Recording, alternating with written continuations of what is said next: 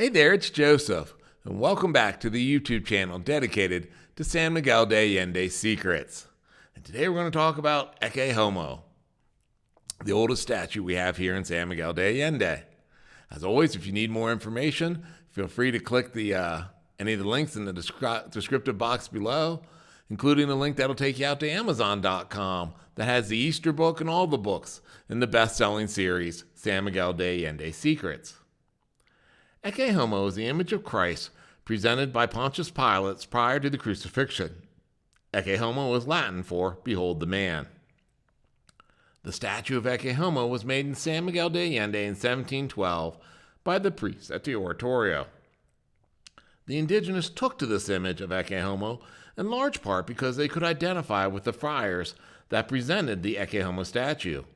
The friars, like the indigenous, lived simple lives, didn't own shoes, lived in poverty, slept on the floor, and ate the same tortillas and chilies as the indigenous.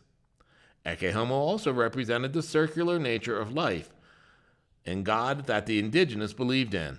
In addition, Ecce Homo shows Jesus as a prisoner, beaten and near death, an image the conquered indigenous could relate to.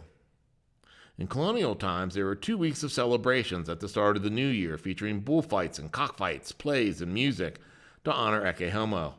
However, by the end of the 18th century, the statue of Ecce Homo was placed in a chapel behind the main altar of the parochia the indigenous could not access, thus diminishing the importance of Ecce Homo.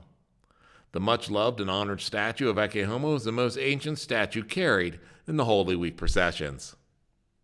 As always, feel free to click subscribe now, and you'll get automatic notifications of new videos as they're released here on the San Miguel de Allende's Secrets YouTube channel.